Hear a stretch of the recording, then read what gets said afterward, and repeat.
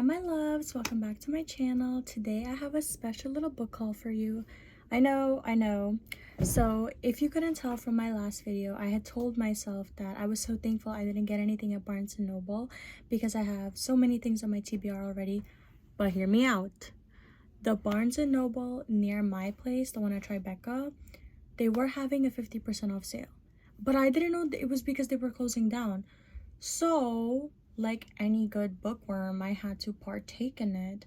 And this isn't an excuse for me to frivolously spend money. Thank you to my mother who bought me these books. Sincerely, I really just wanted to get the books that I've wanted on my TBR.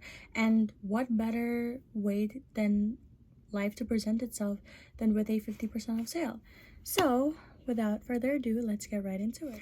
The lights that you see reflecting on my glasses are from the lights right in front of me. You're welcome, I'm serving. The first book we'll be talking about is Parkland, The Birth of a Movement by Dave Cullen. So Dave Cullen has been somebody that's been reporting on school shootings in America for over 20 years now. And this is my first time hearing of him. I was really randomly attracted to this book in Barnes & Noble. I wanted to dive into this book, and he respectfully never names the killer. He focuses more on the victims and survivors. So this is going to be a great read. Next one, this one has been on my TBR for the longest. This is Brianna Holt's In Our Shoes, on being a young black woman in a not-so-post-racial America. That's the tagline right here.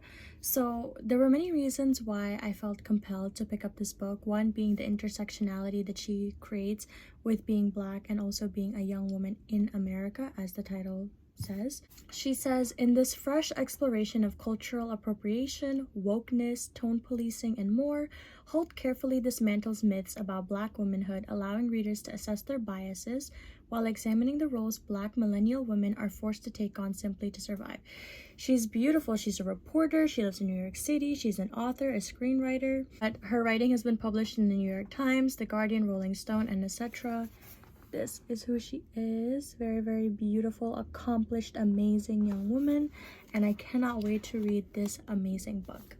So the next one on the list is, this might be the only romance book that's been in the list of books that I got from Barnes & Noble, which is Thank You for Sharing. I think I've seen 1 or 2 YouTubers recommend this on their channel.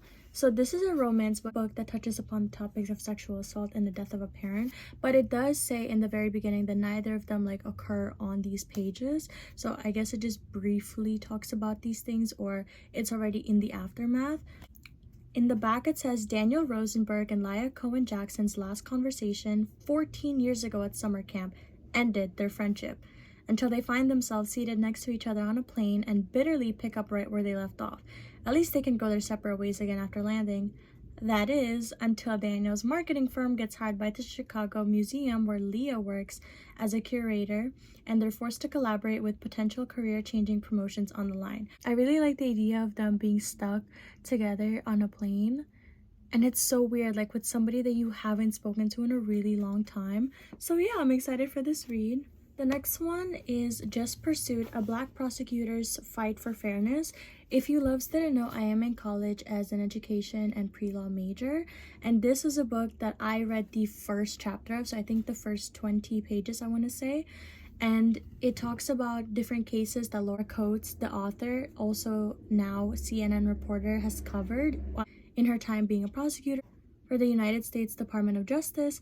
And I'm really excited to uncover all of the heavy cases that have impacted her, all of the cases that have left a mark on her, and I'm just like really excited.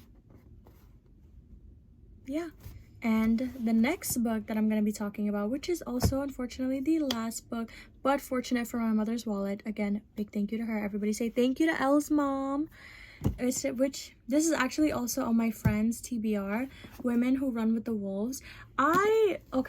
So I didn't know what this book was about, but I could guess based on the title. I thought it was going to be some self-transformative book, and I was right. It talks about how with every woman there's this, inner wolf, basically this potential of the best version we could be, but it's suppressed by society's way of putting us in rigid roles, such as we can only be housewives, we can only be, supermodels, like these little boxes that they put us in.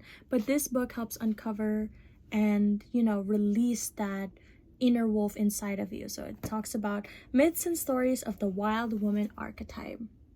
These are all of the books that I have for you, my loves, and I hope that you enjoy. Thank you so much for watching.